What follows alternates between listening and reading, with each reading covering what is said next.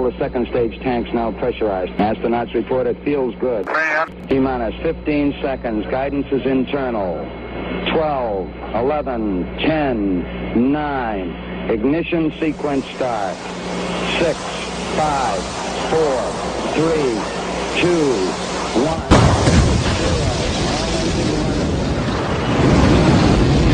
Like a furry torpedo to the jugular. This is Honey Badger Radio. Radio with Mike.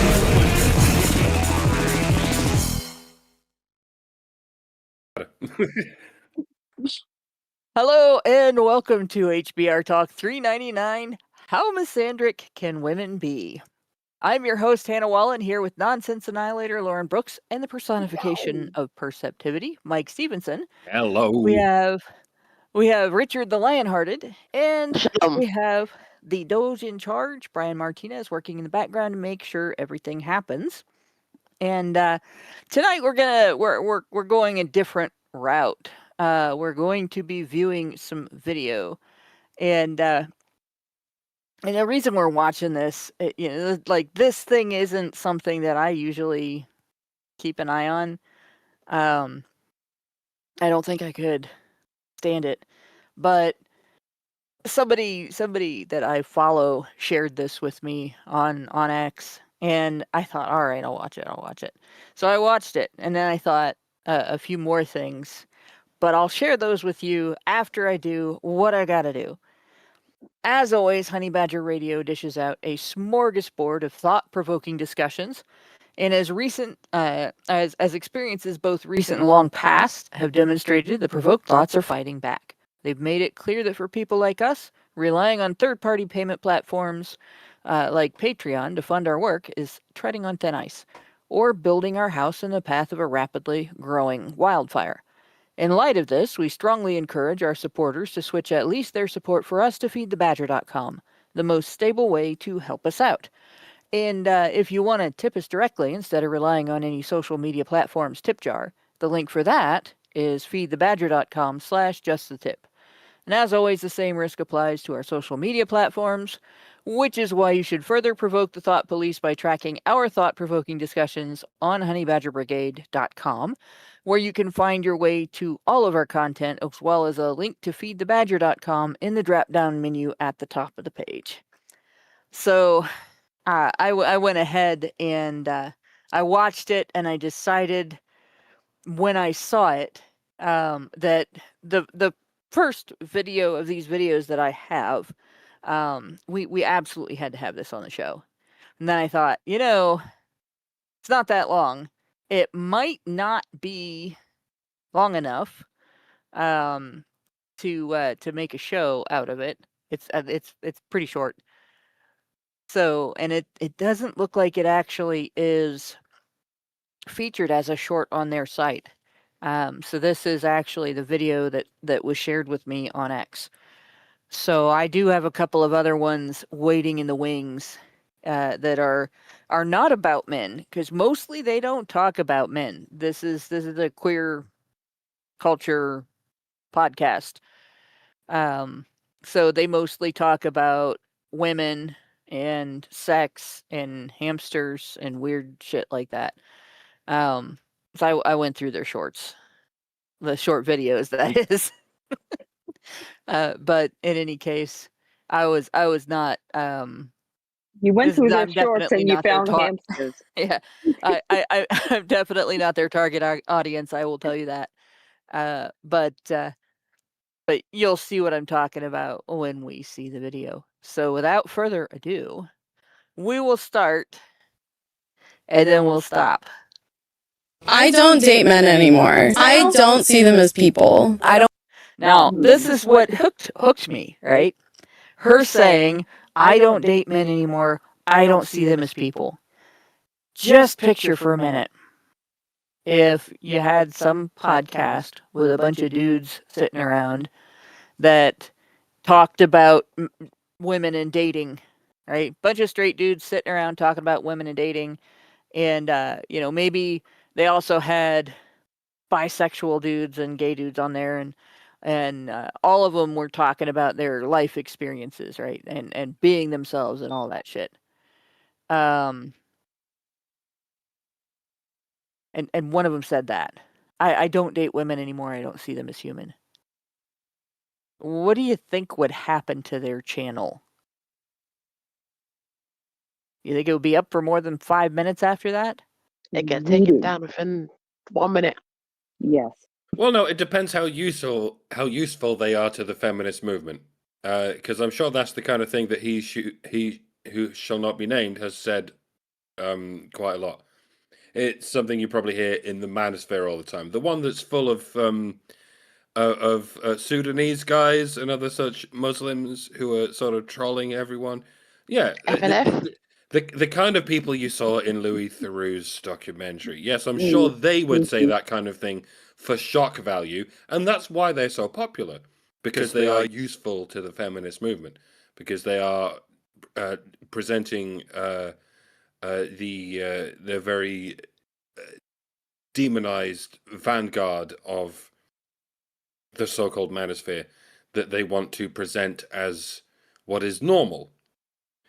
And so yeah, if anyone with a great deal of influence was going on like, yeah, I don't think women are real humans. Yes, absolutely, they would get artificially catapulted to the top of the algorithm, because that helps feminists. So you think they would just use them against the manosphere? Yeah. Meanwhile, that's exactly what women are saying about men, and what professors are saying about men in every university across the Western world and probably beyond. But that's not important. That's not what we're talking about, ladies and gentlemen, or should I say ladies? Because that's not the problem, because women have always been oppressed. And so whatever women say about men, or whatever can be said about men, is not oppression, because men are not oppressed. So anything you do to them is fair game. That's roughly the long and the short of it. So yeah, it's a bit more complicated than just the imagine if the roles were reversed situation. Yeah, no, sometimes when the roles are reversed, you get artificially sped up to the front of the pack. If you're actually saying sensible things about how men and women are both human, but they are different and they have different sensibilities, and you're actually talking sense, in that case, yeah, you'll be banned and buried, and you'll never be heard of again. Yeah, they don't want to hear from you. They don't want to hear that from you. But the other thing I wonder about is with a lot of women, because I mean, I know that these guys are like, they are queer culture people. They're not just regular gals, which the difference is, of course, everything they say is a little bit political, and they're not just talking about everyday stuff. They're trying to be a little bit provocative in their statements. They're trying to sound like they're saying the quiet part out loud, and so they'll be saying things for shock value. But I wonder if that's real shock value anymore, because we hear this shit on X and on Facebook and every social media outlet that you're on, even the conservative ones. You get women on there talking about how men are this or men are that, men are dangerous, men are a threat, men are trying to get into the bathrooms to look up women's skirts and all kinds of stuff like that, right? Even the women who claim to be supportive of the men's rights movement, you always run into one or another that has something nasty to say about, well, within the manosphere, there's these men that are just absolutely not respectful of women. Like, you don't get it if you are demanding that. If you're here and you're demanding that, you're in the wrong place. Because we don't care what sex you are. You earn respect, right? But I've actually had some knockdown, drag-out arguments with other women in the manosphere who have really started bad mouthing a lot of the guys, and it's been over stuff like, talking about behavior that women do engage in on the regular, stereotypical behavior, common behavior, stuff like that, where they're generalizing and they're not saying, not all women are like this, obviously, but, right? And so, you get these women that come back and their first statement is, well, you can't talk about women that way, right? So it's everywhere. So that statement, right? I'm going to replay it. I'm going to go back and replay, because I want you to watch her face and listen to her say this. I don't date men anymore. I don't see them as people. I don't believe. Right. So she looked like she was trying to look worried. Don't date till men you get anymore. to. I don't see them as people. And there's the smirk. You can just barely see it, but like the corner of her mouth goes up a little bit, the corner of her eyes go up a little bit. I don't see them as people, she says, and then she smirks. And that's actually the way that a lot of women think.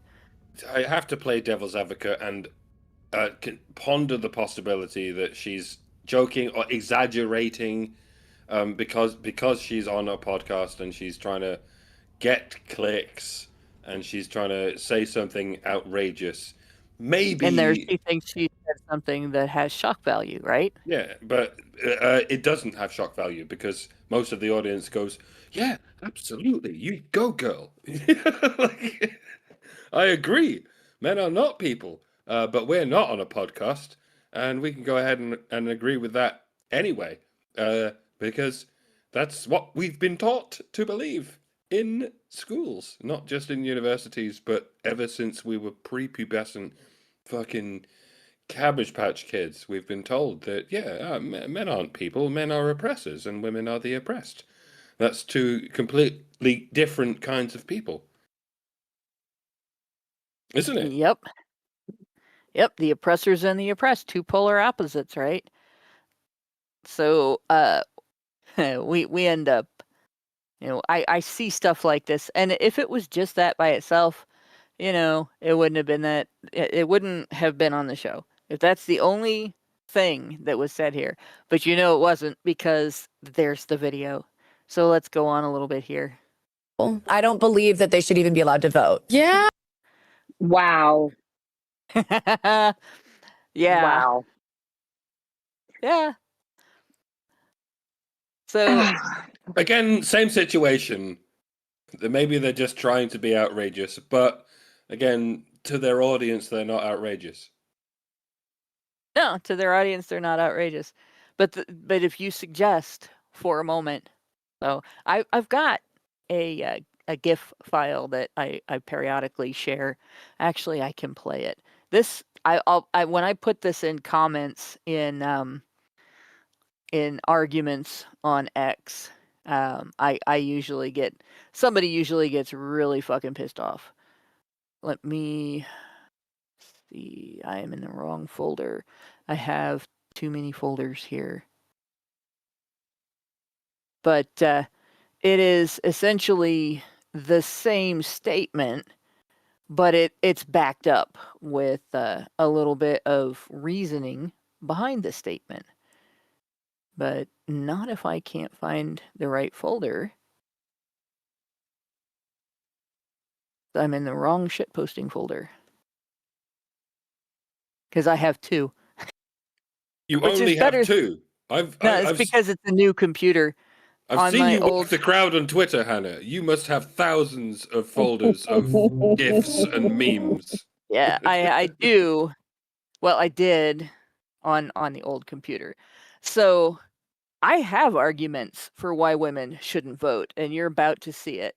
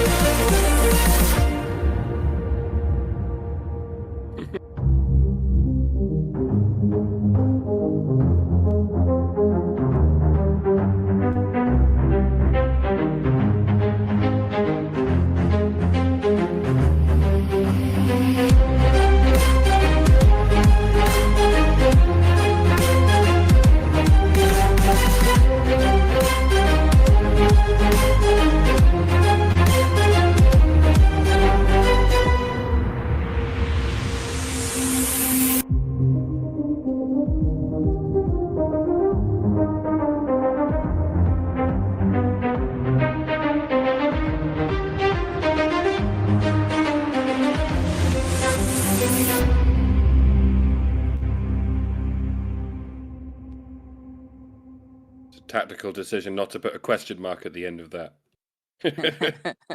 And I'm like, most women shouldn't vote, and most men shouldn't vote. If there should be any such thing as a vote, which itself is a controversy,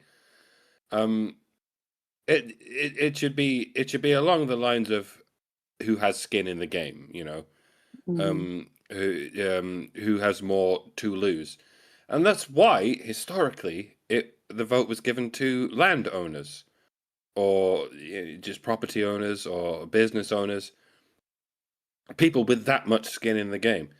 And yes, it did always include women, not as many as men, because not as many women were as enterprising as men when it came to businesses and property and whatnot.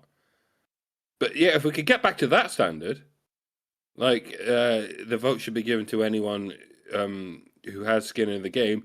And yes, this should largely involve the draft.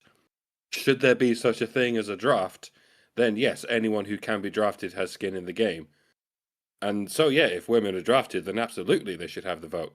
If women own property and own businesses and own a large amount of capital that can be lost in the event of a vote going a certain way, then yeah, give those women the vote. Give those men the vote. Don't give the vote to wastrels of any gender. Like, certainly don't give the vote to any man or woman who happens to fucking wander across the border. Like, because in both cases, these are not people with skin in the game. Like, I don't understand why it can't be drawn along those lines. But it's as the feminists will twist it. It's because if you draw it along those lines, then most of the voters will be male.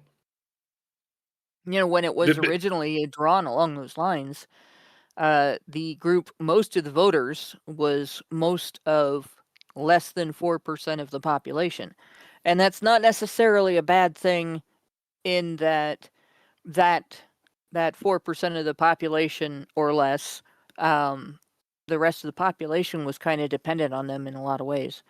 When we went over the evolution of suffrage in earlier shows last year, that really hit home for me. Like, I realized when I started looking at the beginning of it, and I always kind of knew that historically what had likely happened was that male obligation had evolved into a male vote.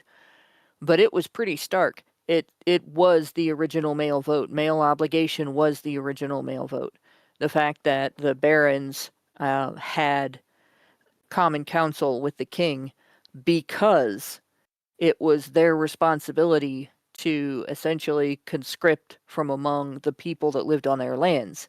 And because they were the ones funding the king's initiatives, if the country went to war, if land was lost and had to be regained, or was gained and had to be defended, that was up to the barons. So because they were in that position, when the king started making a bunch of essentially stupid decisions and they had objections, then they defended their right to have him listen to what they had to say by going to war with him. And then they did it again by going to war with his grandson when he was king. And as a result, the parliamentary system ended up being created in that process. The first common council that was called a parliament was held during the Second Barons' War, and the Magna Carta came out of that. The concept of voting came out of that. The houses came out of that. The House of Lords and the House of Commons, and the fact that the commoners had representation came out of that. All of it was done by men. Women were not involved in that. Women didn't fight. Women didn't fund it.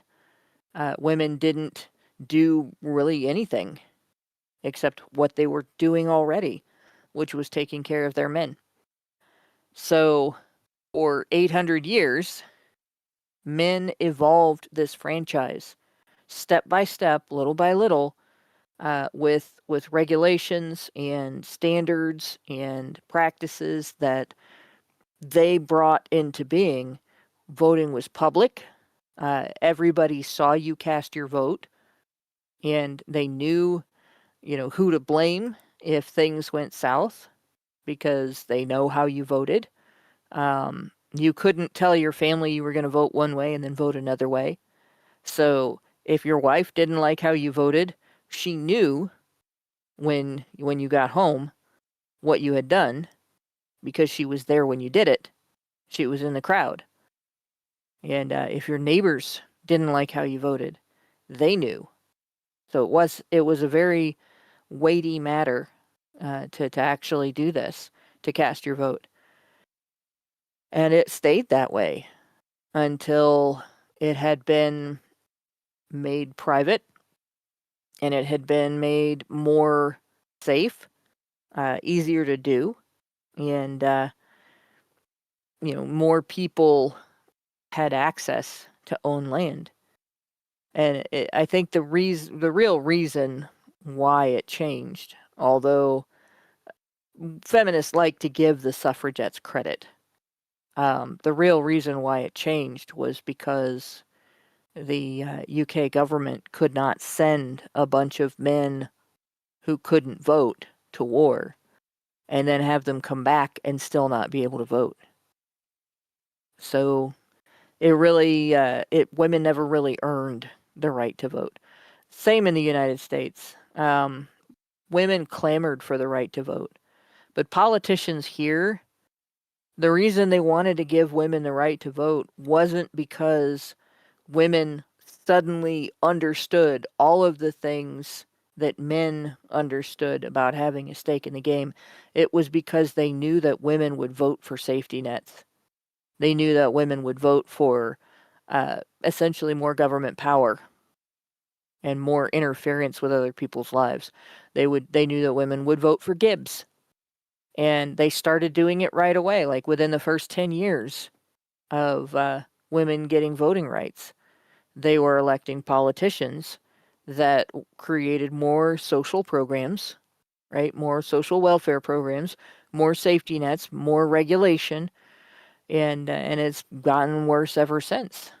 So there really is something to be said about women's voting rights. And I think women knew this. I think women knew this in the past. But the story we often tell is the suffragists, not the suffragettes. Mm-hmm. The suffragists were opposed to the female vote, and we're told it's because they didn't want to be drafted. But I think there were a lot of women 100 years ago who were just as based as a lot of women are nowadays, and they would be like, no, sorry, fellas, but we understand women more than you do, and let me tell you something about women. Because even the women who aren't like that can acknowledge that a fuckload of women, if not most of them, are absolutely like that. And if you give them the vote, they will vote selfishly.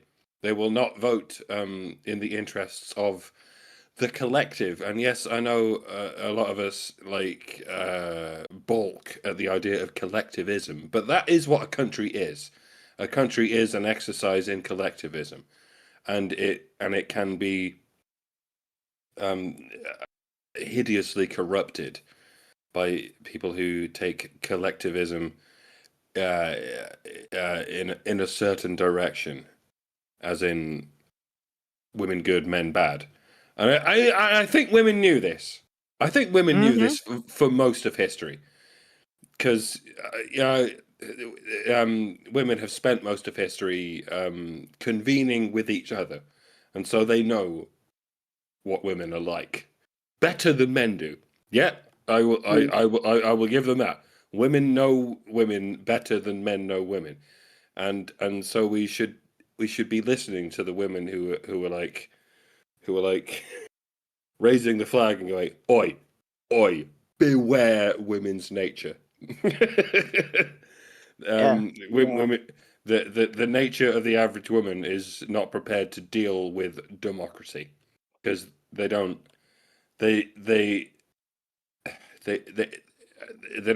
see to those boundaries. They only see to smaller boundaries. They're only interested in relational aggression, if you see what I mean. Like, they won't vote in the country's interests. They will vote in their own interests, in their own micro interests, and it will go beyond micro to nano and fucking pico and femto and such. Yeah, to summarize, women suck, but there are some women who know that women suck, and it's important to listen to those women because hashtag not all, but some women have an intelligence when it comes to other women that men will never understand. Because it's a lot like when you're a teenage girl and your dad tells you that all of the guys are horny, and even if they say that's not their motive, they may not even be thinking that it's their motive, but it's their motive. He knows because he was that age. Well, we know because we are female too, right? There's certain impulses you learn to battle as you mature, and to tame them and sit them down and say, shut the fuck up right now. We're trying to do adult things here. And unfortunately, a lot of women have never had to learn to train those impulses to shut the fuck up and be adults. And so they're not. But and I think this is, I don't think that's the problem with this group exactly. I think the problem with this group is that they probably don't actually interact with men that much. I think most of them interact with other women most of the time. Just based on what I've seen of the podcast and how much they discuss being lesbians. But in any case, the idea that men shouldn't vote from the standpoint of a woman who has the right to vote without ever having earned it and without another woman ever having earned it on your behalf, that set me off.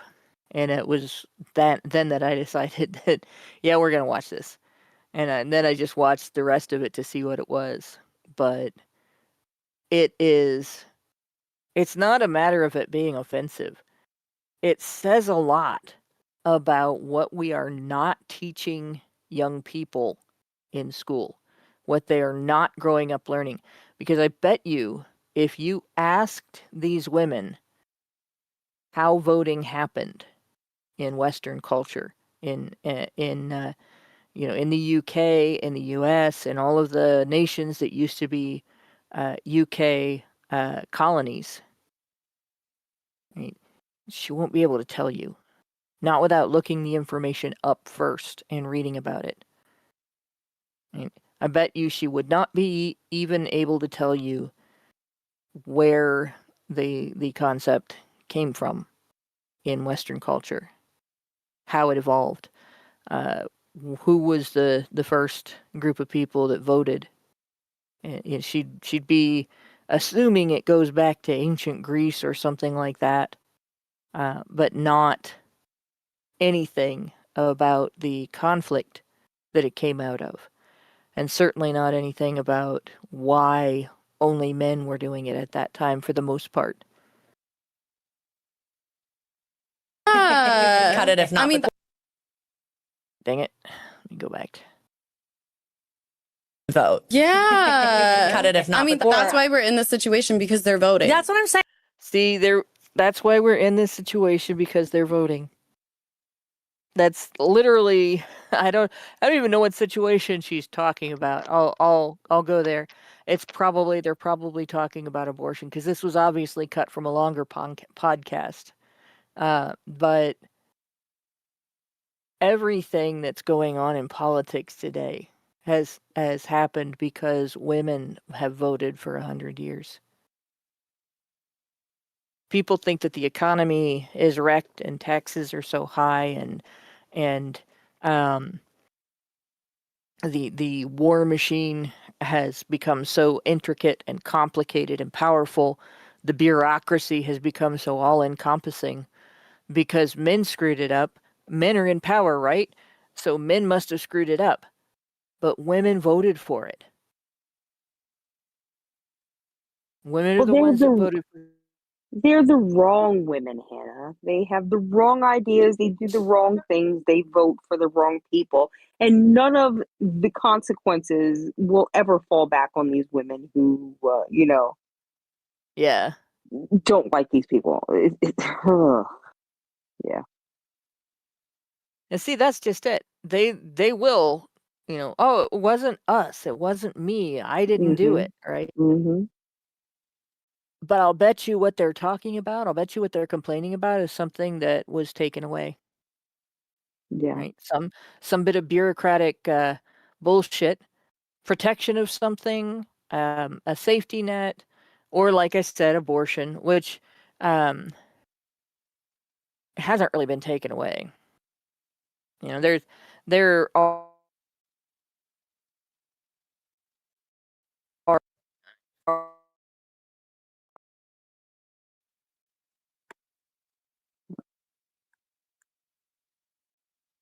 Well, Is this working better? Can you guys hear me now? yeah, I can hear you. Oh, good. Okay. For some reason, my connection that I was using on my computer is being a whiny little cunt and not working. So I'm using a different one now, I guess. But that works as long as being plugged in or being unplugged and then plugged back in didn't hurt anything. It's all good.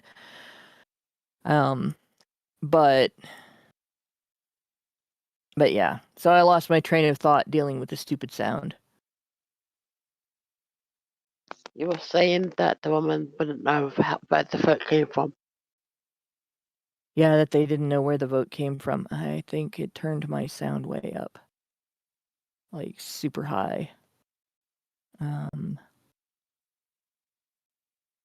It did. All right. So, but in any case, I would be interested actually to hear them ask that question in a setting where they can't look up the information and have to tell you off the top of their heads, because I have my doubts as to whether they would know anything or not. Like, I feel there should be a program. They start off in jail. Yes. See, now they're just repeating stuff they saw, and I saw this all over X. Oh, there should be a program where they start off in jail and they have to earn their freedom. Oh my God. Oh, And I will bet you that they are thinking this is original sounding content, and it's shocking. Some days I'm glad I'm invisible to women, and this is one of those days. Like I swear to you, if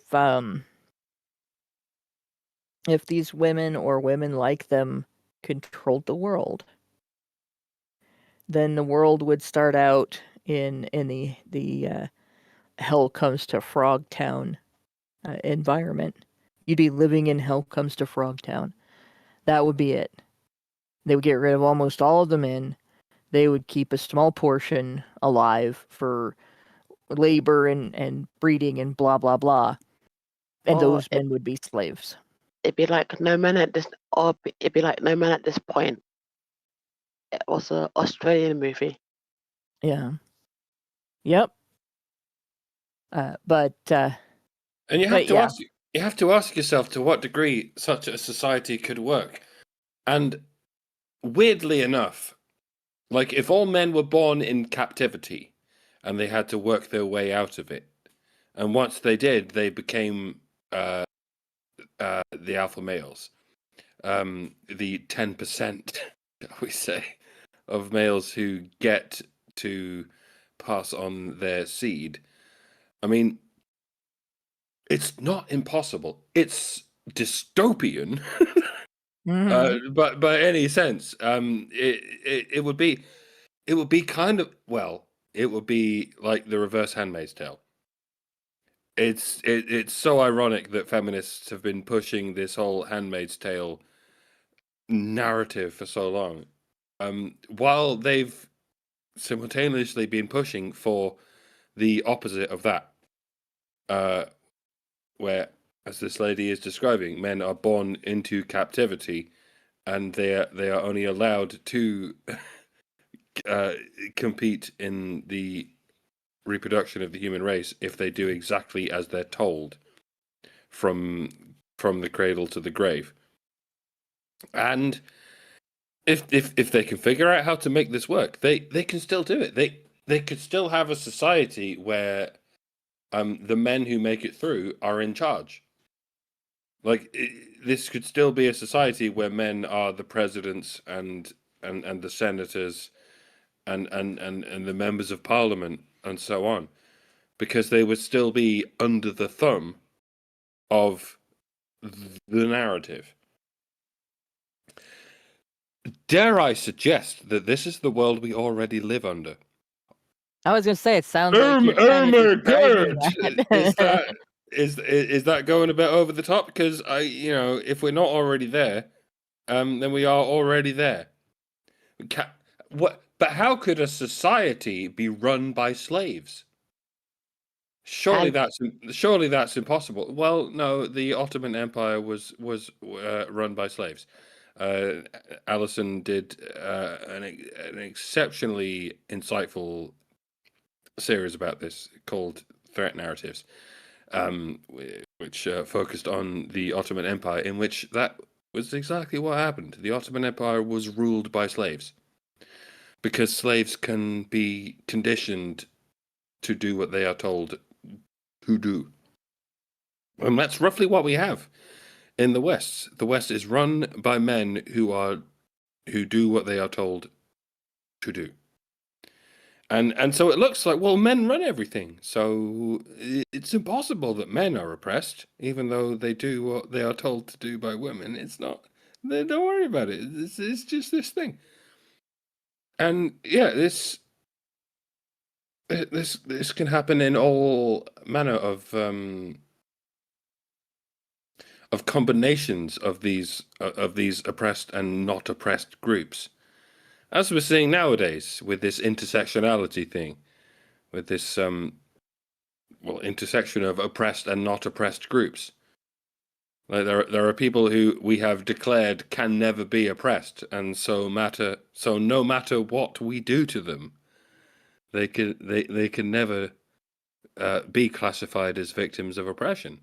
So we can just make them do whatever the fuck we want, and they can't complain ever. Yep. Yeah, this is largely how slavery worked.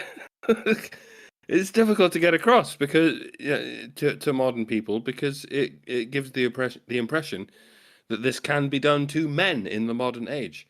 It's the same thing that was done to any demographic in the ancient age that was deemed too powerful to be allowed freedom. It was whenever a nation won a war against another nation, and they were like, well, we may have won this war against this nation, but given that we've been conditioned to see these people as the enemy, we can't treat them as anything human. We have to treat them as cogs in our machine. And this is really difficult to get across to fucking feminists, let alone normies. The object of your oppression narrative is slaves. This has always been how oppression narratives work.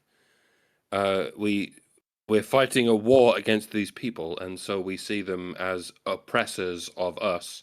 And then when we win that war, we continue to see them as oppressors of us.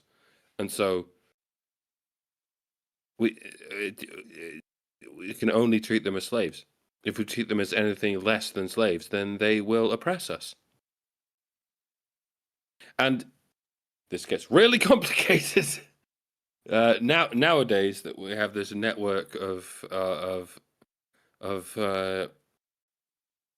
hierarchical stacks of those we deem as oppressed and those we deem as oppressors, and it's hard to untangle your way out of it. But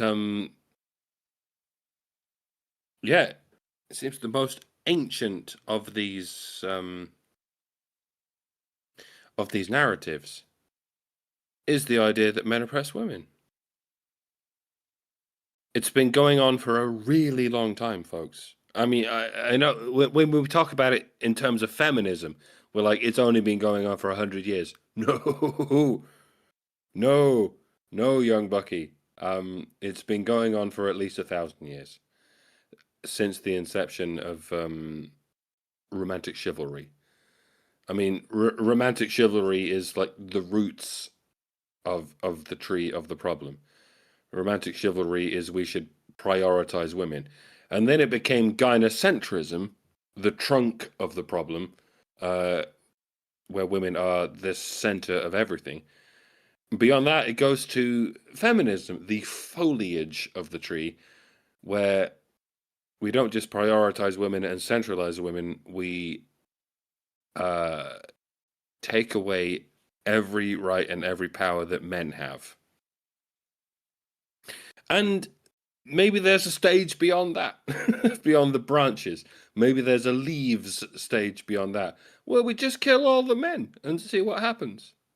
That'll be the fifth wave of feminism, something like that. where we're just like, yeah, no, men aren't people, actually. And at the same time, feminists never are responsible for anything the previous waves did. Right? You know, there are no roots to this tree. There is no trunk to this tree. It's just leaves floating in the air, and they only exist because men made us do this. Yeah. It's insane. And it every single time that's what you hear, right? Well, feminism didn't do that. That's patriarchy. Even though when you actually look at it, what they're calling patriarchy is what happens when men listen to women. And yet they demand that men listen to women. So yeah. We did get a question. Senior Sticks gave us $2 in a super chat and said, a theory. Would the purge restore order? I'll tell you one thing it would do. It would make feminists quite a bit more friendly man friendly real fast. Like, they'd be looking for somebody to protect them because they're not going to do it for themselves. Well, it's like asking if an extinction event restores order. I mean, it does. When the dinosaurs died, it restored order to the mammals, and you know, maybe that had a positive effect when it comes to humans, but that doesn't mean you can enact it when there are humans around. It doesn't mean you can act it in any given scenario.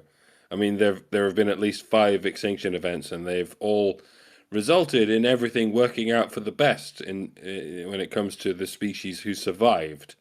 But you know, that doesn't mean you can roll those dice every time. Like the extinction events have meant a whole bunch of species have died, but we're talking about the inaction of an intra-humanitarian extinction event in which the men die but the women don't, and with a whole bunch of people out there who think, yeah, this will be fine. Yeah, human beings will survive the event of men dying but women surviving. No, it'll be fine. It'll be absolutely fine. Don't you worry about it. Women can survive on their own. And anyone with any semblance of historical or biological knowledge will tell you that you know, women can't survive without men. I mean, they might be able to survive with the machines men built for like a year before shit starts breaking down and the women start going, "Oh, we don't know how to maintain these machines," and that's that's been the case since long before metal machines have been built. A machine isn't necessarily a metal thing.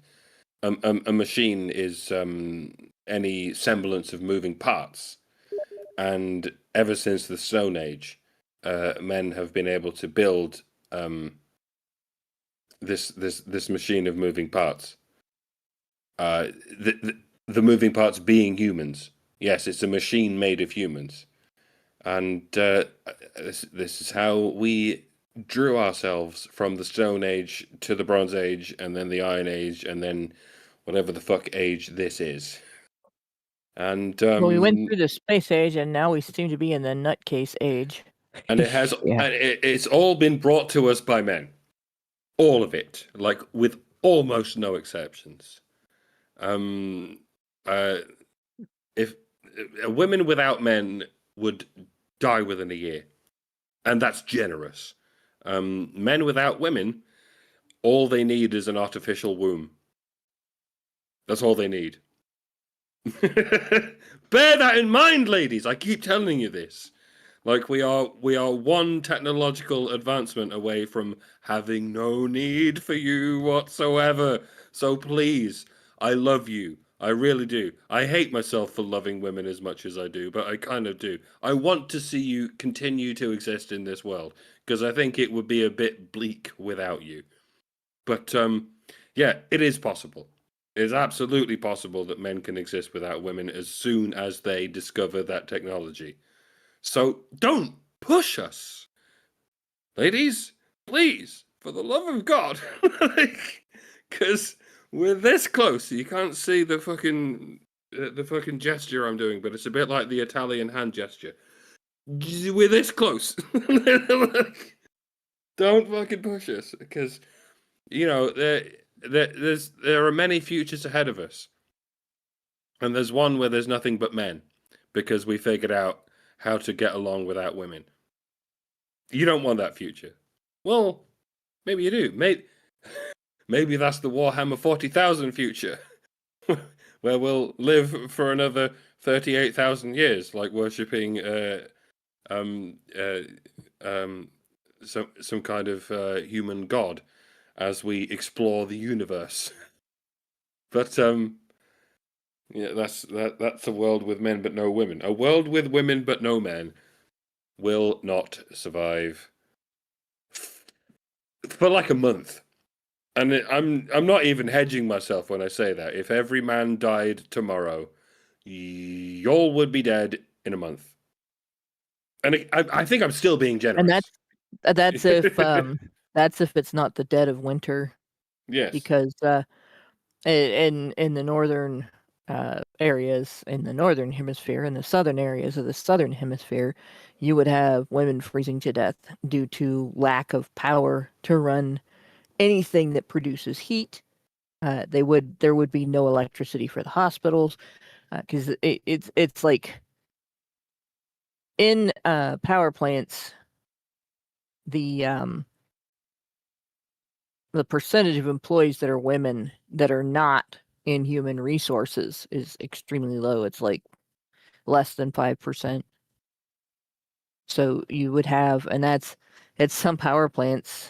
That's only like one woman, maybe two. You're not going to run the whole thing by yourself, right? So you would end up having to have all these women congregate in one small area in order to run one power plant somewhere and power a slightly larger area around that small area, and all the women would have to go there. or they would die. They would freeze to death. Meredith G gives us $5 as a super chow. It says HBR Talk $3.99, honey for the Badgers. So we have Meredith G in the house.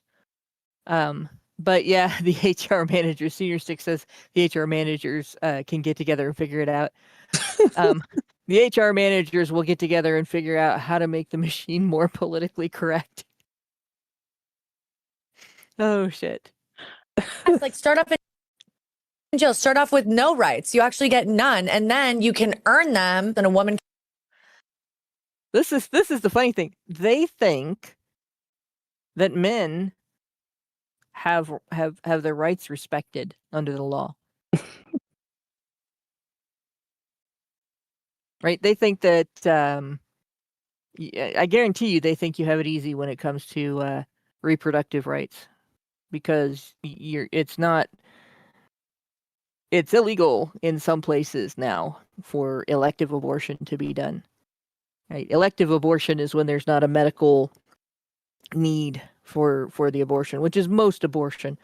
So you have something like less than 2% actually happens because the mother would have some sort of health complication if she that's abnormal for birth, if she continued through to the birth. And a very tiny fraction happens because the mother wouldn't make it to the point where the baby could be born prematurely. And the rest, are all pretty much elective. Not a good reason just because she wants to do it. Maybe she's inconvenienced by finances. Maybe she's inconvenienced by time. Something that, she wants to stay on the job. She wants to get her degree, whatever.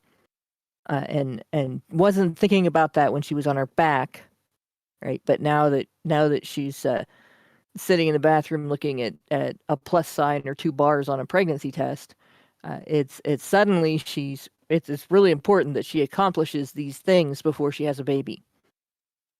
And of course, now some women are being told, no, you can't do that in this state. Right? They don't think of their other options. They think, oh, well, if I was a man, I wouldn't have this problem. And they don't think of the fact that, well, if you were a man, you'd have the next 18 years, all of your income is going to be cut. Right? The government's going to keep most of it. You will get to keep a 15% of your gross, because they're going to take the same amount they were taking before in taxes. If you get benefits on the job, that's going to come out of your paycheck. And then they're going to take more than half of your check for child support. In Ohio, it's like 60%. Yeah, and if you don't do any of those things, then your entire livelihood is threatened. With jail. They will take your driver's license. They will literally throw you in jail if you can't pay this obligation. And I have a real problem with that, because I thought we didn't have a debtor's prison in this country. Yeah. No, men do. Women don't. Nope. No, unless they lose custody of their children to Child Protective Services. Mhm. And then if they're in foster care, occasionally women experience what is a common experience among divorced men, or men who have conceived a child with a woman outside of wedlock. And that is that the government doesn't care what your circumstances is. Uncle Sam wants his money. Yep. So, let's see. We have a super chow from Dark Kikimora. Gave us $5 and said, why doesn't artificial sperm ever come up in the artificial wombs debate? We have done both in the laboratory, made a zygote with 2 eggs, and then a few years later to make a zygote with 2 sperms so that Russian Deadpool could go on a podcast and pretend we have only done the first and shame men over it somehow. The thing is, both of those didn't turn out so well. And so at this point, now cloning does happen. Cloning exists. But at this point, you still need a sperm and an egg to produce a zygote that is viable. The one big problem with producing a zygote with 2 sperm is that there are things missing. There are genes that are missing. But it's one of the reasons why there are more boys with intellectual disability than girls, actually. And it's because girls get an X chromosome from both their mother and their father. Boys only get an X chromosome from their mother. They don't get one from their father.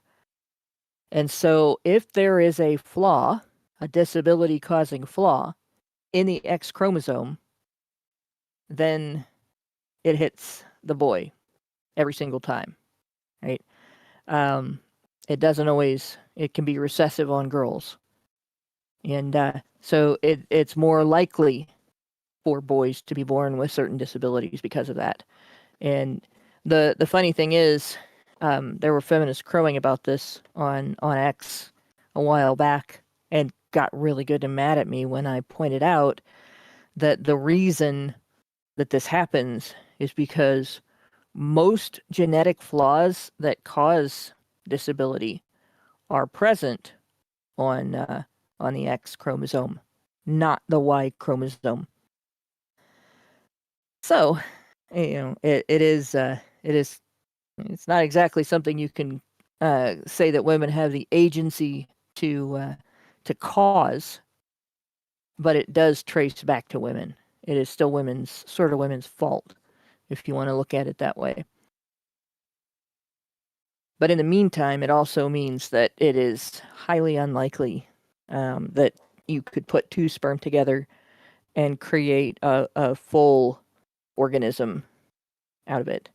There would have to be a third thing that happens that involves either an egg, or they'd have to find a way to create some sort of substitute for an egg that works the same way that an egg does. And right now they have not done that. Can say, you know what? Like, he should be allowed to maybe vote. He's going to vote when I want him to vote. He That's can how I vote. Oh, God. There you go. Now you know what men went through 300 or 400 years ago when, in order to vote, you had to go up on a stage with a piece of colored paper and hold up the colored paper that you had selected. So if you had a party that was red and a party that was blue running against each other, that was their color, and you held up the red paper, everybody that was supporting the blue candidate would be enraged at you. And if you held up the blue paper, everybody that supported the red candidate would be enraged at you. They would know who you voted for. If you voted for a particular individual who maybe had policy ideas that later on didn't go so well, your neighbors might remember that you voted for that guy, and you, at the very least, you'd have to hear about it. Oh, you voted in that guy that did this thing that caused all these problems. Like, we don't want to listen to you. We don't want to talk to you. Go fuck yourself. Right? But go ahead. Do you all know about this meme that's been going through Twitter recently about the red button and the blue button? You must have seen it.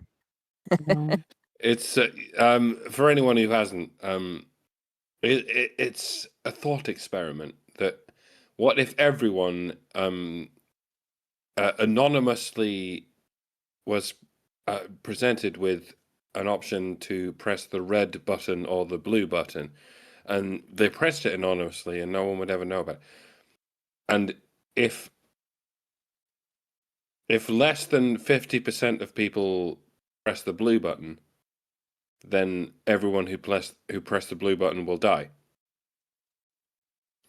But if most people press the blue button, then everyone will survive. And this has taken the internet by storm, because what it essentially means is if you press the red button, you will survive. There's just no two ways about it. If you press the red button, you will survive. If you press the blue button, you might die. But only if less than 50% of people press the blue button. And there's sort of obvious reasons why the internet is going crazy about this, because it sort of comes down to the argument between altruism and individuality. But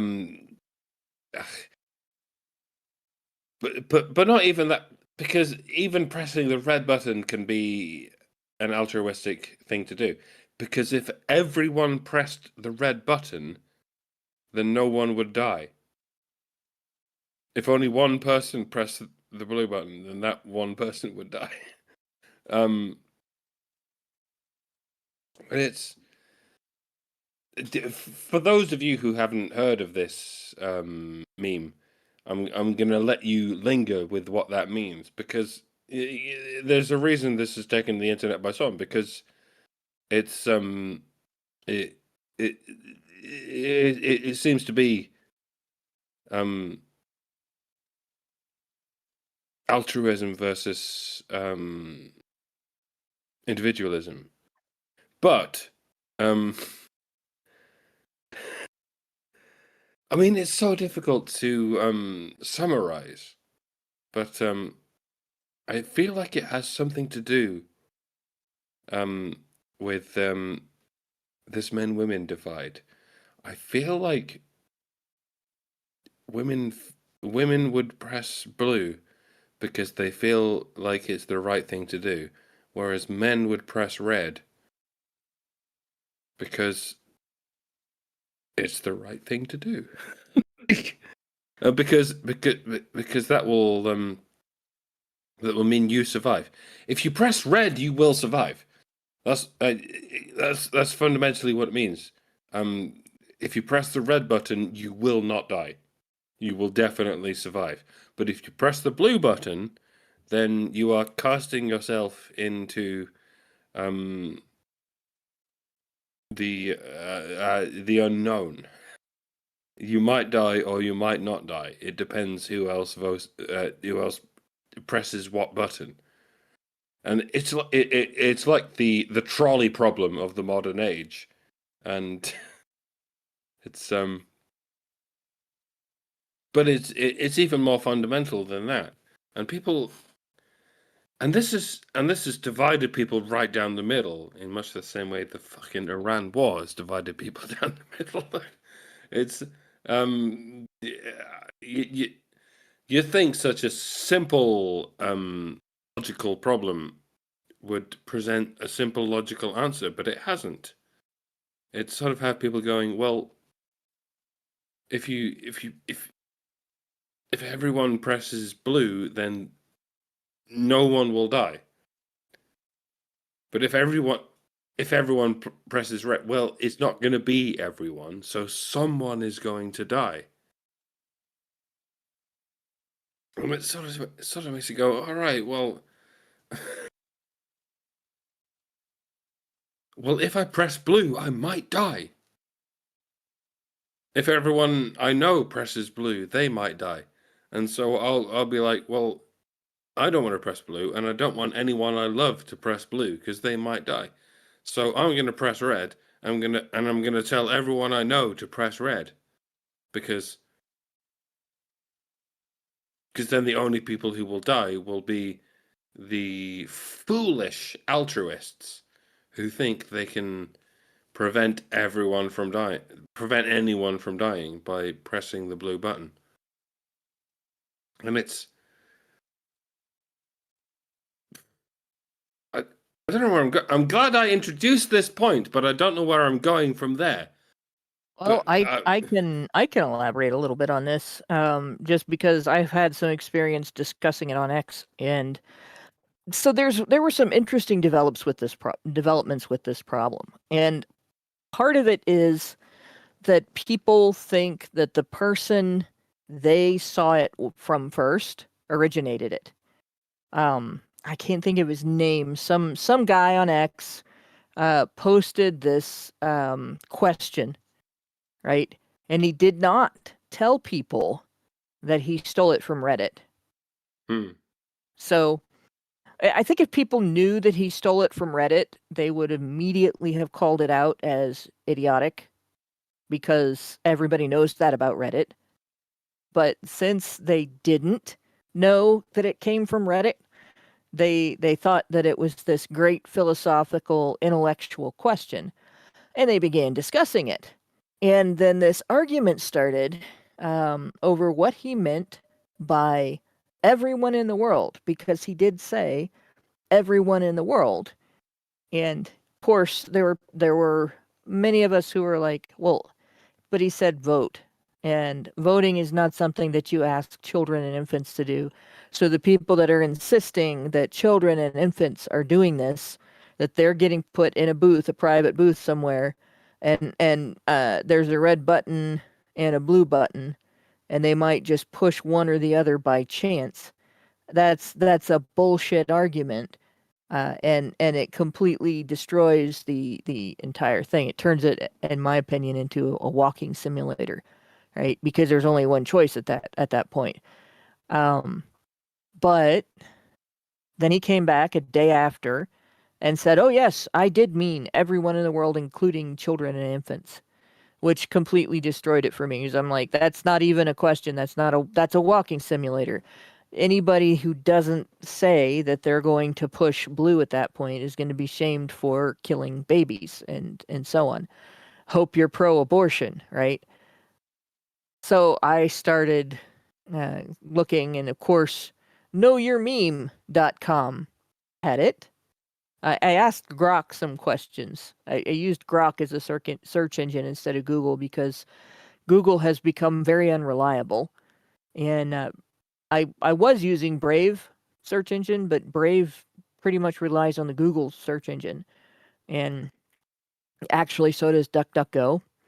So that's not very useful. So I went to Grok, and of course Grok found it pretty quickly. And the original just says, in front of you. Well, I can put this on the screen because I found it now. I'll come out of here. There we go. And I don't know if this will show as well in the vertical, but it says, in front of you appears red and blue button. If more than 50% of the people presses the red button, everybody who pressed the blue button dies. If more than 50% of the people presses the blue button, nobody dies. What button will you press? So even the original author tried to frame it as if the red button was killing the blue button people. But the reality is, if everybody presses the red button, nobody dies. Right? Because if nobody pushes the blue button, and all of the red button pressers are surviving in either scenario. But you can't get everyone to press the red button. Some people will press the blue button, and then it's that's the argument people make. What right? do we do to prevent the blue button people from dying? And a lot of us are like, well, fuck it, they press the blue button. Here's the thing. People that argue that you are a psychopath if you would still press the button in that situation. How many of you have gone out and rescued a drug addicted homeless guy?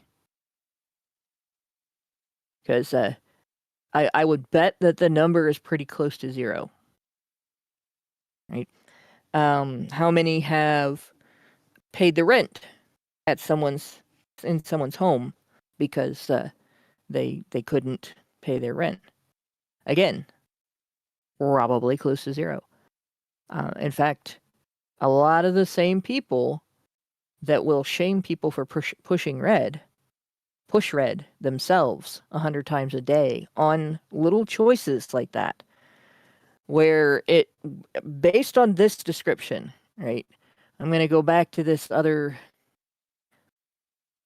The act of pushing red is the act of taking yourself hostage and threatening your own death if other people don't risk their lives to save you, right? And people will say, just because somebody made a stupid choice doesn't mean he deserves to die. But the fact is, just because Bob made a stupid choice doesn't mean Bill has to die with him. And that's the conundrum that people are having difficulty wrapping their minds around. Are people obligated to increase the number of deaths in a scenario in order to rescue the people who are taking themselves hostage? Or the people who are just too dumb for themselves, right? The ones that would be like, well, I'm going to do this because I believe in people, and more than half of people will vote. But if I don't do this, people will die. And if I do this, it's going to save everybody. What percentage of, if you're thinking everybody in the entire world, right? What percentage of 4 billion do you think your vote is? Because that's the percentage safer the other blue voters are if you vote blue. So blue is holding yourself hostage. Red is standing there looking at blue going, what the fuck are they doing over there? Why? Right? We leave humans behind every day. And sometimes we do it because we have to. You cannot die every time somebody does something stupid. You can only die once. And after you die, there will still be people making stupid choices and getting themselves killed. And there's nothing you're going to be able to do about it. And it's a pretty black-pilled thing to say about human beings, but it's true. Right? That's why the Darwin Awards exist. That's why we have a prison system. That's why we have injuries that end up in hospitals on a daily basis. People doing careless things, people doing stupid things, people making mistakes, car accidents because somebody wanted to shave 2 minutes off of their drive to work and ended up in the hospital for 2 weeks instead, right? So you cannot save everybody. It is not logically, rationally possible to save everybody. And it is naive and stupid to believe that you can. I wish that wasn't true, but if you want to survive and you want the most people to survive in the world, you deal with the way things are, not with the way that you think they should be. And so, in the original scenario, the most rational answer is to vote red. And if somebody presents you with the scenario where children are voting, the best possible answer is, I'm sorry, but I don't play walking simulators. I like real games.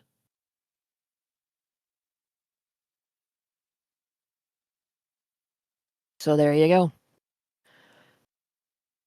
I think we have finished with this lady, but I want to, or with this one video, but I want to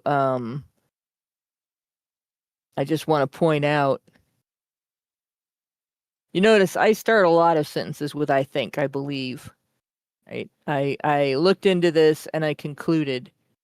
I occasionally will start sentences with I feel, but not very often, because most of the time it's an intellectual thing for me, not an emotional thing. You know, the discussions that we have about human rights and stuff like that can get emotional, but in my opinion, respecting human rights in general, starting with the right to life, the right to liberty, and the right to the pursuit of happiness, and building from there. That's rational and logical, right? The right to be left alone is one of the most rational rights that humanity ever conceived of. The idea that if you leave other people alone and they leave you alone, you have peace is pretty solid, as long as people follow it. But here we have I feel. And a lot of these women, they won't say things they won't talk about things by saying, I think, I believe. My opinion is, I've concluded, I found out that, I researched and learned. It's, I feel this and I feel that and I feel this, because it's all emotional for them. And this thing of men shouldn't be treated as human beings, and we should hold them captive and make them earn their place and blah blah blah in the world that they made secure and they made safe and they made comfortable for women, despite these women pretending to be uncomfortable. That is incredibly disgusting, right? And it is completely irrational. Of course she feels that way, because if she was thinking, that idea would not occur to her at all.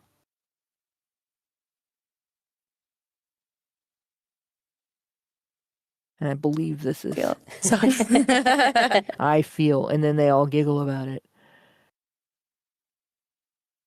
So, all right. So that's what they think of men. What do they think of women? What the hell? Why did it do that? Go back. Anyone who says that dating women is easier is fucking idiotic. Oh my God, women have a way of just getting into your head and digging their claws in and not letting go. Immediately, like, the first thing I get is, all right, they hate men, so they obviously don't want to be with men, but they make dating women sound like being consumed by a cat. Oh, what's it like dating men? Oh, I feel so enslaved. Oh, well, what's the problem with it? Are you able to go where you want to go and do what you want to do? Yes, but patriarchy. Well, are you broke? No, he buys me things. Well, what about, like, is he beating you? And the answer in most relationships is no, right? In fact, he won't even hit back if she hits him. 70% of domestic violence victims who don't hit back are male. But what's it like dating a woman? Oh, it's like having your brains ripped out by a cat. Sign me up. Yeah. I will admit there are times when it is like having your heart ripped out by a cat. But and the worst part is women will do this because they're not thinking about what they're doing. They'll do it. She'll casually cut you and laugh while you're bleeding is probably one of the truest lines ever written in a song. Yeah. But and it's not intended to hurt you. Like, the things that hurt the most are not intended to hurt you, but they do. But yeah. Dating a woman. Oh, it's like getting your brains ripped out by a cat. What else does she have to say about this? Will you stop? Crazies are fun. Anyone who says that I hate dating YouTube. women is easier is fucking idiotic. Oh my God, women have a way of just getting into your head and digging their claws in and not letting go. See, it does sound like getting your brains ripped out by a cat, right? Oh my God. Women are so smart. I mean, so she says this terrible thing, right? And then praises women for it. Men do all these great things. They've built entire civilizations. They've invented all manner of things to make the world safer and more comfortable for women and children and for themselves. Right? They've made it so that getting food is not random. They made it so that getting food is not only not random, you don't even have to do, most people don't have to do the dirty part of it. Mm-hmm. You just go to the grocery store and give somebody else money and you get the food. But all of that, they want to take away men's voting rights, right? And they think that men should start out in jail and have to prove that they deserve to have human rights. And yet, dating a woman is like getting your brains ripped out by a cat. Isn't that wonderful? How do you make life easier for men? I guess you have to get rid of the saber-toothed cats, for one. Done. There's no more saber-toothed cats. I guess you have to get rid of the bears and the wolves and the wolverines. And yeah, we did that in Britain. And when I say we, I mean men. got rid of the bears and the wolves and the wolverines. But it's something that's conceivably achievable in an island nation. You can indeed get rid of all of the monsters that want to kill you. That's how you make life easier for men, given that men are tasked with saving women from the bears and the wolves and the wolverines and whatnot. So yeah, we achieved that. Speaking from a British perspective, yeah, we purged the environment of all the animals that could possibly kill men or indeed women. How do you make life easier for women? Well, apparently it's not getting rid of the wolves and the bears. It's not good enough. As far as women are concerned, we need to get rid of the men. The men, yes, the number one predator of women, which is not the bears, as you'll have discovered recently. Would you rather be stuck in the woods with a bear or a man? It's a man. All right. So we killed all the bears in Britain, and now you will never be killed by bears. Do you care? No, you don't. You don't seem to care. Now that you'll never get killed by bears ever again. And believe me, getting killed by a bear is an ordeal. Because they will just eat your guts while you're still alive. But that doesn't matter. Once you get rid of the top apex predator of women, they won't thank you for it. They won't go, "Oh, thank you, men, for saving us from the bears." You can get rid of the wolves. You can get rid of the wolverines. You can get rid of whatever fucking large cats once existed in Britain, which may or may not have ever been a thing. No, they'll still just go, "Oh, we don't care. We don't care that there's no bears. We don't care that there's no wolves. We don't care that there's no intraspecial animals preying on us anymore. Because now the next biggest predator is men. Because men killed all the other predators. And now the biggest predator of women is men. Because men killed all the actual predators. And so now women are going to go, well, we need to rid the world of men. Never mind that men are the ones that saved us from all the other extraspecial predators. No, that's not good enough. Men save women from men too. There's a tiny amount of men that propose a threat to women, and so we need to get rid of all of the men, all of them, because we don't know the difference between the 99% of men who kill the bears and the 1% of men who kill the women. because that 1% of men is a bit fucked up, and they're always looking for things to kill. But yeah, we don't see the 99% of men. We women, we only see the 1% of men, because we don't see things in terms of the fellow humans who love us. We only see nature in terms of the threat that it imposes on us. Mm-hmm.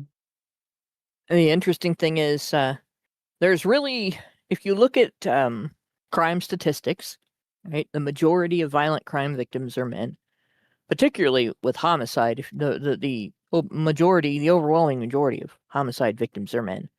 But the majority of mugging victims are men. The majority of assault victims are men. And, feminists will latch on and say, yes, but the perpetrators are also men. Yeah, because men will perpetrate against other men more readily and more easily than they will against women. If you attack a woman, you are attacking someone who is going to be defended by bystanders. If you attack a man, you're attacking somebody who's going to be invisible to bystanders, right? They're not going to have the same concern or consideration. And so if you're going to steal somebody's wallet or somebody's bag, the merchandise they just bought, whatever, you go after somebody that nobody's coming to his rescue, not the person that everyone in the vicinity is going to try to save. And the other issue, of course, is that men are more often in places where there is danger than women are. When women do go into those places, they do get hurt. They do get mugged. They do get injured in various ways, right? They get attacked. And that's the thing. If you look at patterns of crime, violent crime against women, it is against women who have gone outside the parameters of all of the safe spaces that men have created for women. Right? They date the guy that everybody says, that guy's dangerous, you shouldn't date him. And then they marry him. And then he beats them. And then they want to know why the fuck that happened. Well, because he was like that the whole time. Why are you surprised? Right? Or they hang with a group of people that they shouldn't be with. And they go places where it's not safe and secure. Where it's more likely for somebody to get attacked. And then they wonder why they got targeted. Because you were in the bullseye. You walked right into the bullseye. And you're more vulnerable than anybody else that walked into the bullseye. So you got targeted. And that's, that's one of many things. Another one is that women are often less situationally aware. They don't pay attention to their surroundings. They don't pay attention to the people around them. They don't care, or they don't understand that they need to be alert, like men have to be alert. And a predator chooses the least alert prey, too. Not just the weakest, not just the slowest, not just the dumbest, but also the prey that's less likely to notice that they're being attacked until it's too late for them to defend themselves. And as a result, women, if you look at the patterns of violent crime against women, women are more likely to get hurt when they do that, when they exit that safe area. So, and this is also, if you want to relate this to the red button, blue button thing, the women that are getting hurt are the ones pushing the blue button, right? Oh, I'm going to take that risk because this is the way things should be. 50% of people should push this button. So I'm going to push this button because I trust that 50% of people will push it and rescue me. I'll be safe in this place, even though it's incredibly dangerous here. And then the next thing they're demanding to the angels to know, what the fuck am I doing in this place for the dead? I'm not supposed to be here. And all the angels can do is say to him, you were in the bullseye. You walked right into the bullseye with, your shoulders back and your head held high, and declared yourself immune because it should be a certain way, even though it's not. Senior Sticks gave us $2 and said, it seems women, not all, hate safety and boredom. Safety isn't necessarily boredom. Sometimes it's just cozy. Mm. But yeah, they love the illusion of safety, though, right? They like laws that make them feel safe. Well, it's illegal to rape people. Yes, well, that works on one level because most people will obey the law. And of course, it's illegal to rape people because it's a heinous act, and most people don't want to commit heinous acts. The thing is, the people who do want to commit heinous acts don't care that it's illegal. Yeah, yeah. And, I mean, but you also can't ignore the fact that women do love danger. They like the bad boy. They like they like the thrill of that, right? And everything that comes along with it. So to deny women their agency is, I think that's what we're kind of rubbing up against here. But yeah, no. You know what it is? Hmm. It's ego, right? Well, Mm. he's a demon to everybody else, right? Mm-hmm. But to me, he's my sweet angel because I'm so special that I was able to tame him. Right. Right? I'm so special that he changes his whole personality for me. Mm. It makes you want to vomit. Yeah. Well, I have to concede something to whoever it was who wrote the Old Testament, especially the Adam and Eve story, because what the Adam and Eve story tells us, as outdated as it might be, is that men want peace. If God presents them with the idea that if you just stay here in the garden and you don't eat the fruit from the tree of knowledge, then you can live forever in happiness. And men sort of went, fuck yeah, that's fine. Yeah. Keep going, God. This is good. But then women were introduced into the equation, and she was like, why would God put this here? I mean, there's no reason God would put this here if we weren't supposed to taste of the fruit. So I'm gonna go ahead and taste of the fruit, and you're gonna, oh shit, we fell from heaven. We fell from the Garden of Eden. Oh man. But this wasn't my fault. This was God's fault. It was God's fault for even putting this tree in the first place. And what was it? Yeah, because women were not built with accountability. This was the lesson of Adam and Eve. God created man and woman in the form of Adam and Eve, and Adam was fine with living in peace forever. But Eve was not. Eve wanted the knowledge. And, to some degree, I sympathize as someone who has tasted of the fruits of knowledge many a time.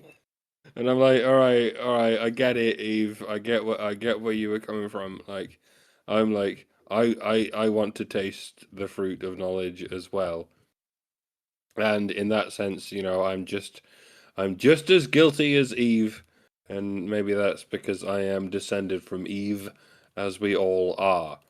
But yeah, I'm able to look beyond my own individuality and recognize the difference between men and women. Men want peace. Women, not so much. Women want conflict. Women aren't satisfied with peace. Women really want to see the men fighting with each other. I mean, that's what it is, isn't it? And that is what happened ever since the fall of what I'm go ahead and call man. Even though it was the fall of men and women, the fall of humanity from the Garden of Eden. That's what happened. And what we're told in the biblical story is that it was women's fault. And obviously, this is just a mythological story, but it can be extended to what we're experiencing in the modern age. Nothing is good enough for women. Like, eternal peace is not good enough for women because they want conflict. They want the knowledge that will lead to conflict, and that's what it meant by the tree of knowledge. It's not so much to do with drugs, though I think it might have something to do with it. A lot of stoners will often say, "Why would why would God create a plant if man was not supposed to sample it?" And the obvious response is, well, the very first thing God told us was not to indulge in the plants of knowledge. And I'm like, oh, fine, fair enough. And it becomes difficult when you realize that far more men are addicted to drugs than women are. Now, that's a whole different thing with a whole different set of parameters. And that's largely because men are set up to deal with the industry of the plants of knowledge. I don't know how far I can go into it beyond that, but I mean, imagine a world in which there were men but no women. Would men bother with the plants of knowledge? I mean, imagine a world with women and no men. Would they indulge themselves in the plants of knowledge? Possibly not. Maybe it's the fact that God created men and women to be opposing forces in the first place. And yes, in that sense, I can get where women are coming from, where they're going, well, God did all this just to test us. God put that tree there just to see if we would, and so on and so forth. And I'm like, yeah, fine. Yeah, that does paint women to be insatiable, well, cunts for whom nothing is never enough. But if we are to go along with this idea that God created both of us, well, God gave women these shortcomings for the same reason God gave men this sense of patience. God gave men this sense of accountability, and God gave women this sense of no accountability whatsoever, just to fucking troll us, just to see what would happen. And that's fine. That does seem to be the sort of thing that a trickster god like Yahweh would do. Adam is bored. He needs a companion. Here, let's give him a cat. But we'll make it look like a human. That's to say nothing of the snake. Yeah. But let's continue here. I mean, maybe this is just because I'm gay, but there's no way a man could emotionally destroy me the way that a woman could. Anyone who says that dating women is easier is fucking idiotic. Oh, I think that was the beginning again. But yeah, so essentially what she's saying there is that the way men behave does not have the same impact on her as the way women behave. And I can relate, right? But at the same time, and I realized she wasn't part of the conversation where they were trying to take away men's rights and all that in the conversation. But this is a video they chose to feature as a short on their site, whereas that other thing was in the middle of a long video, and apparently they didn't put that up as a short. It's on X, but I think it's clipped from the middle of a video or from maybe a TikTok format or something like that. But they didn't contradict any of it. They like went on and on about it. So apparently, even though women are so horribly hard to date, men are still worse people to them, right? Richard Bier has asked me if I remember my roommate that I went apartment shopping with. She was a college friend. She wasn't a roommate. But she would the one that really wanted to look at the place surrounded by the high chain link fence that had the crime scene tape around the trash. So this was when I was going to school in Lima, Ohio. And there is a neighborhood in Lima that is nicknamed the Snake Pit. And you generally don't go there if you don't live there. It's not a nice place. We'll leave it at that. If somebody gets murdered in Lima, there's a much higher chance that it happens in that neighborhood than any place else in Lima. So, but I didn't know we were in a snake pit. I just knew the neighborhood did not look good at that point. And she drove us there, and it wasn't just a chain link fence. It was taller than we were. It was as high as the first story of the house, all the way around the house, and that was my my second clue, because driving down the street, that the houses were all in that type of disrepair, where you know that not only has nothing been done for these homes, but the people that live there can't do anything for these homes. So it hasn't been done. Nothing's been done for them in decades. And any damage, any storm damage that's happened, any weathering that's happened, any something being thrown at the house causing damage or anything like that, the damage from the sun, it's all been left to just be that way.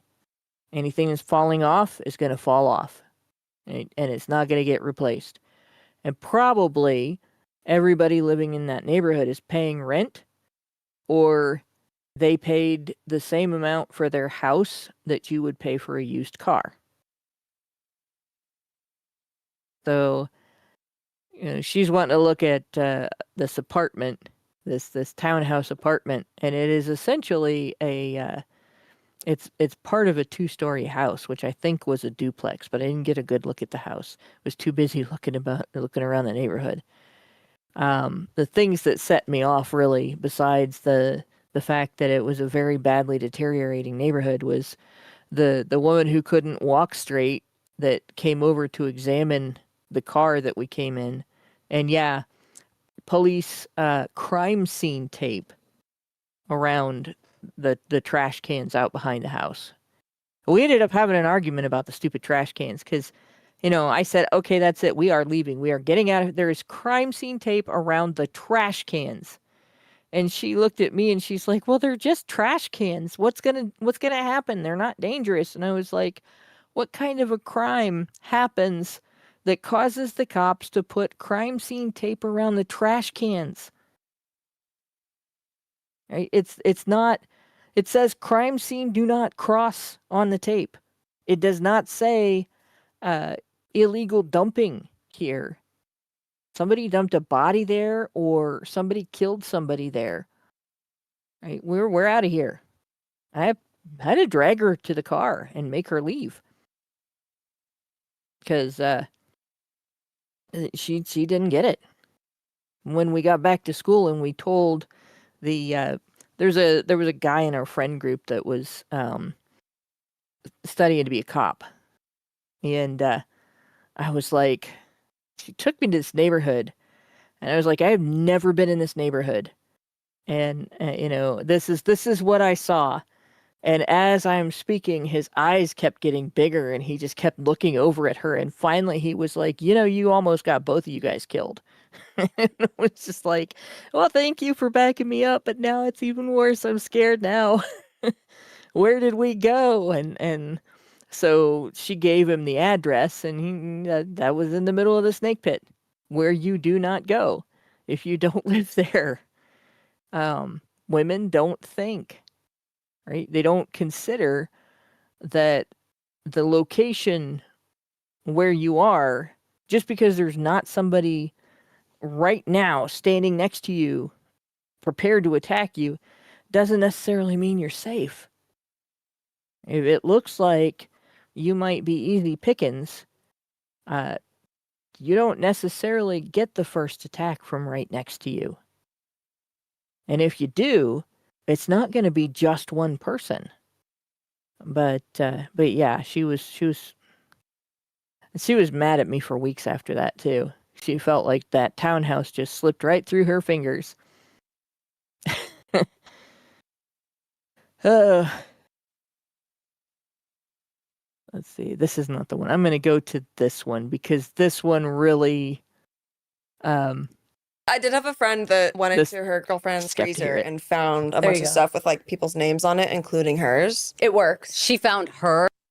So what she just described there. Wait, what? Yeah, that is a wait what moment. She serial killer shit. What? Wait, what? She went into her friend's freezer and she found a bunch of stuff in it with people's names on it, including hers. And of course, this girl right here, she's like, she found her name. She found her name and like 3 other girls' names in the freezer with witch bottles or something. I'm shocked. So I can tell you, there's 2 types of people that do this, right? There's people that are using something called sympathetic magic, which is a type of witchcraft where you try to make a thing happen by symbolically mimicking something about it that you want to have happen. So, for instance, if you want to bring 2 people closer together, or 2 people want to be brought closer together, you might symbolically label 2 candles or 2 dolls or 2 objects that mean something special to them, and then over time closely place them closer to each other every day until they're right close together. And another one is to assign, I guess you could say, an identity to a candle. This candle being black, and it represents all of the scary, ghosty, bad things in your house. And as you burn it and it dwindles away, they're going to go away. And that's actually a spell that I've known people to do, right? But the other one is sociopaths. Like, they symbolically do this stuff to remind themselves, not the idea that they're going to cast a spell, just, oh, I hate this person so much, I'm going to put them in the freezer. Right? And it's apparently, I don't know if this one is supposed to be magical or if this is the sociopath end of it. But this is interesting. So she found her name. She found her name because if they put her in the freezer, then that means she shouldn't be there. If they put her in the freezer, that means she shouldn't be there. So symbolically, they put her in the freezer, right? And this is something that women do to each other. It's not something that I'd heard of before, but it's not something that surprises me either. The freezer's like, you're dead, you're gone, you're out of my life. Oh my goodness. How's your friend doing? She's fine. She's dead. She's careful. I did have a friend that went. So I don't know if she's really dead or not. I think that was a joke, but But that just, like, again, men are terrible, but women do shit like this. Symbolically freeze you to death to get rid of you. You're supposed to be out of my. And then if you do some sort of ritual as a get rid of a person, I'm burning all of my ex's pictures or whatever to celebrate or whatever that they're out of my life and make it feel permanent so that I don't think of this person as part of my life anymore. And then a week later you're in your apartment fucking them. You've got problems. So if somebody put her ex-girlfriend or a friend in the freezer and then is still inviting her over or having her over, there's a problem. She's got a problem, right? Because if I had somebody that I was in my life that I was so mad at, and I said, I don't want this person around anymore, I'm going to actually go so far as to do some sort of ritual to cement this for myself, whether it was intended to be magical, spiritual, or just psychological, I wouldn't want anything to do with them afterward. It's a get rid of you thing, right? It's not something that you go back on. But years ago, when I first started getting involved in the men's rights movement, I had this blog, Breaking the Glasses. The title of the blog is about getting rid of the rose-colored glasses that keep people from recognizing that women's actions matter when they do bad things, too, not just when they do good things. And I think a lot of people just really have a blind spot for that, right? So my first set of posts when I started this blog was about restraining order abuse, malicious prosecution, and vexatious litigation used in custody cases, because that's what got me started in the movement. I had friends that this kind of thing happened to and was happening to. So I wrote this 4-page article about what this is comprised of and what to do if you're targeted with a false restraining order and stuff. And later on, I had other blog posts in between, but later on, one day I was looking at, how do people even find my blog? Because here it is, out one leaf on a tree the size of Texas, in a forest the size of the world, that is out in the middle of nowhere, and there's no reason for people to visit it. And yet, I actually got quite a bit of visitors to my one page, what to do if you're targeted with a false restraining order. And so I started looking what Google searches led people to my blog. And oddly enough, there were a shitload of them from women looking to see if they could get away with visiting a guy that they had a restraining order against. You get a restraining order against him, you tell the judge that, or the clerk of courts at least, that you are just so scared of this man that the law, the long arm of the law, has to reach in between you and hit him on the chest and say, "Bro, no, not this one. Back off." Right? You've got that going. You've told them that. You've demanded assistance. You've cowered in the corner and played victim of this guy, and now you want to go see him. How dare you? How dare you? Yeah, but it's just like, what the fuck, right? If you're scared, you're so terrified, shaking in your boots, that you need the court to say, stay away from this woman, She's afraid of you. She fears you, bro. She fears you. But you want to go see him. Like, something is wrong with you. I don't go to the zoo and jump into the lion enclosure because I don't want to get ripped to shreds and die. And I don't have a lot of toxic exes, right? I've got one. And I have never made contact on purpose with that guy. One time, he made contact with me, and I cut it the fuck off really fast because I don't want anything to do with that person. I don't even care if he's sorry. I don't want to hear it from him, right? Because I don't want anything to do with him. That ship is gone, and it's never allowed to come back. And I don't understand what is wrong with women who do things like that. Oh, I'm putting you in the freezer. You're out of my life. Don't come back here. Hi, come on in. I missed you. What the fuck is wrong with you? It's the attention.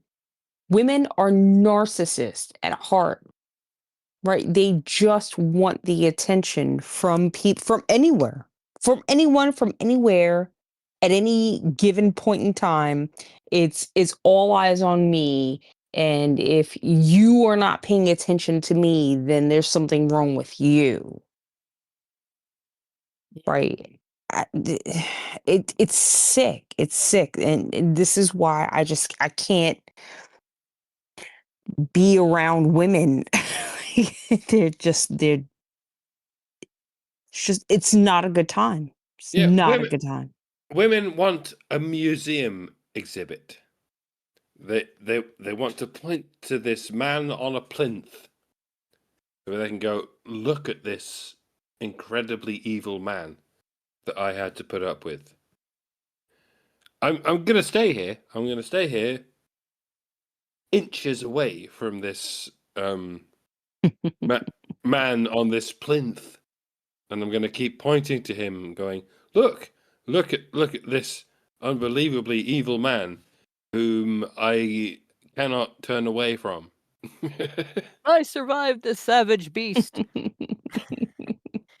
Like, yeah, and they do this with toxic ex-friends too, like Mhm. other girls, and I've had relationships. I actually have had toxic breakups with women, both friendships and other but and where they're more likely to try to come back too, and it's like, no, this was bad in the end, and it's gonna be bad if we start it up again. Get away from me. Mm. I moved on. You move on.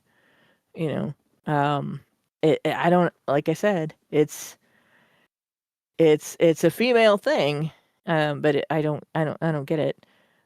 I suppose it's because I like arguing and debating ideas and stuff, and I'll fight on an issue where I think it's really important. Get on X and argue about father's rights or the right to life, or which I also consider an anti-suicide discussion, but and an anti-war discussion as well. But I don't like that kind of conflict in my friendships as a regular, just run of the mill over every little thing. Like, it's not the same. It's not an intellectual exercise at that point, and it's not, if you're arguing over things that are not important enough to argue about all the time, it's time to not be together, right? It just, that's the way I feel about it. I don't argue with my husband over anything unless I'm trying to think of the last time I argued with him about something.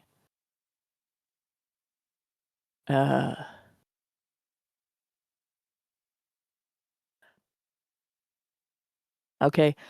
It's been a while. I Yeah, I don't kinda, argue. It's got to be super important. It's got to be something where him being wrong is going to cost us as a family in a major way. yeah, I Um, can't remember the last time I had an actual fight with Lauren. What couples call a fight? I don't think Lauren and I have ever had what couples call a fight. Ever. Because we're both easygoing. That's how easy it is. Just be fucking easygoing. But a lot of women can't understand the depths of what other women can sink to. Much like many men like examine history and they look at Genghis Khan, they look at Mao Zedong, they look at Alexander the Great, and they were like, yeah, I can see where they were coming from, but I would never do that. Like, and yeah. it's a similar kind of domination mindset that that we, in a way, we do understand, but in the same way we don't understand, and so we just pretend that we can't understand it. Yeah, I can understand why Genghis Khan like took over half of the known world, but I wouldn't do it. And I say that like, um with this kind of underground understanding that if that was possible, then absolutely I would take over half of the known world, and I would kill millions in order to do so. And I think women are the same. I think women are the same, but they have a different approach to it.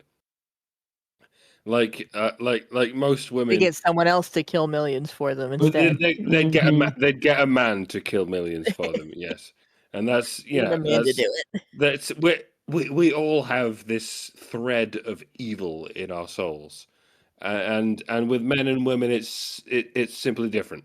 With men, we would do it by ourselves. With women, they would get a man to do it on their behalf. And we neither of us are any more evil than the other in that sense. We're all we all have the potential for good and the potential for evil, and it's this is why we do what we do, to kind of guide people away from the evil and towards the good, or whatever the fuck that even means. You know. Yeah. It's difficult. Like, I just wouldn't want the job if I got stuck being the ruler of the whole world, or even just the whole state of Ohio for that matter. I would probably spend the entire time trying to figure out a way out of that position so that I could just go back to doing my shit and let other people do their shit, and that would be it. I don't want to do that. Um but yeah. And like Senior Sticks is brought up like things like couples fight over forgotten birthdays and forgotten anniversaries and shit. Not if you care about each other, right? You realize that you know if the situation is such that important dates fall by the wayside, it means something bigger is a lot bigger is going on, like Yeah. constant Yeah. overtime or worrying about a situation that both of you are very worried about, to the degree that that's all you guys are thinking about, and you forget about, hey, we're supposed to do something really fun today and celebrate. And when it hits you that you forgot that, then you're like, oh shit, I forgot. This is our anniversary. We should go, do something fun, even if we don't spend any money on it. But it's not. If somebody's getting angry about that, like if she's giving him a rough time about that, that's not out of love, right? That's out of narcissism. Yeah. It's, well, you weren't thinking about me in the moment. Except if she's doing that because he's been on overtime for 3 weeks, clearly he was thinking about her because he was working for more money for the household. or if they're both worried about some family member that's in the hospital, well, no, maybe he wasn't thinking about her in the moment because somebody else is front and center, and that's okay.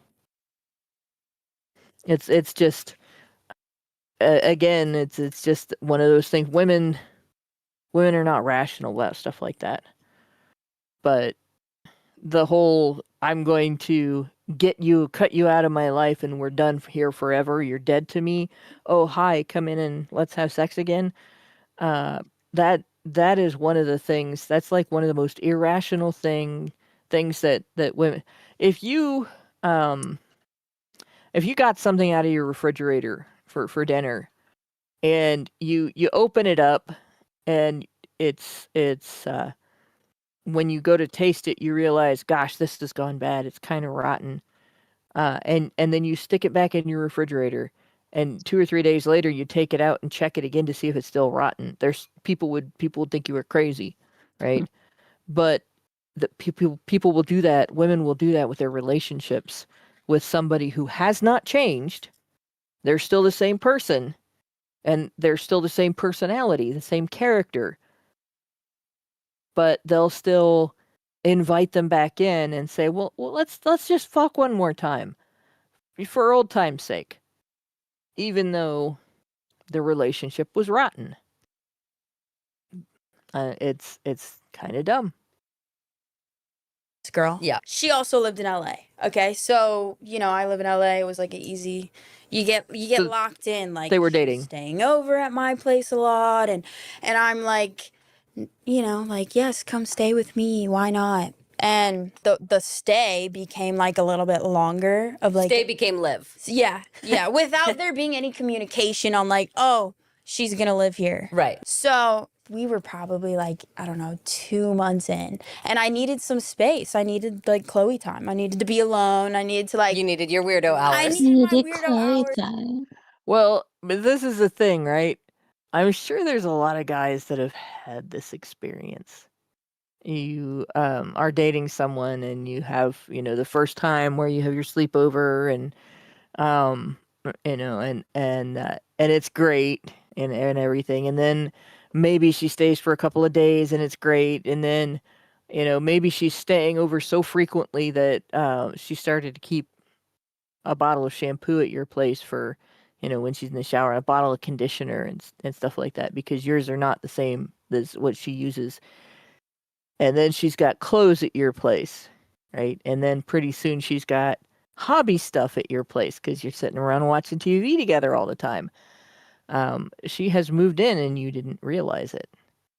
And I've had guy friends that this has happened to, where like they've been real close to a girl, but they haven't necessarily.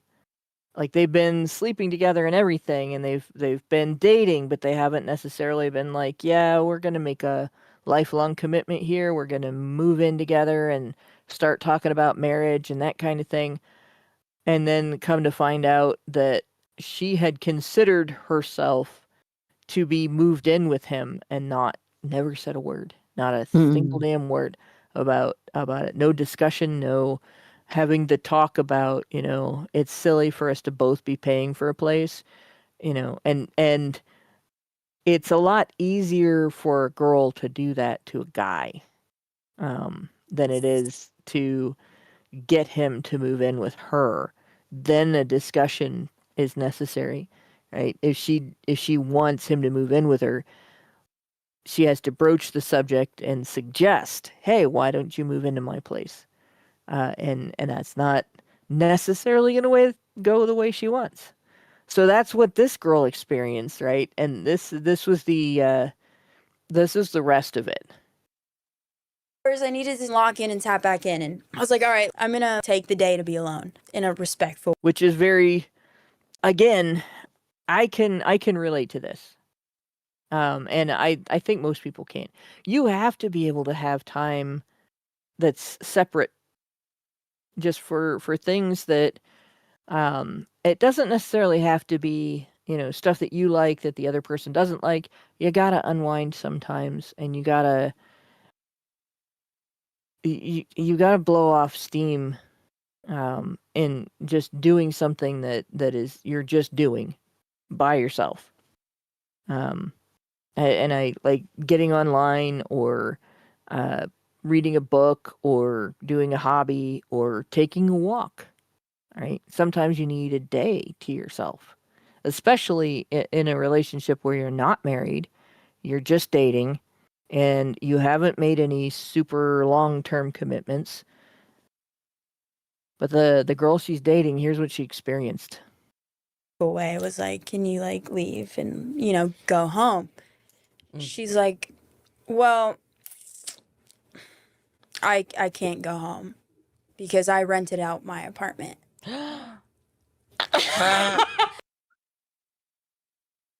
She can't go home because she rented out her apartment.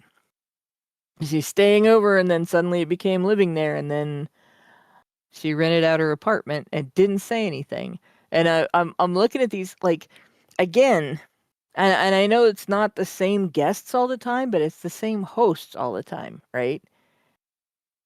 And on one hand, you have men are evil, men are horrible people, but then women have boundary issues.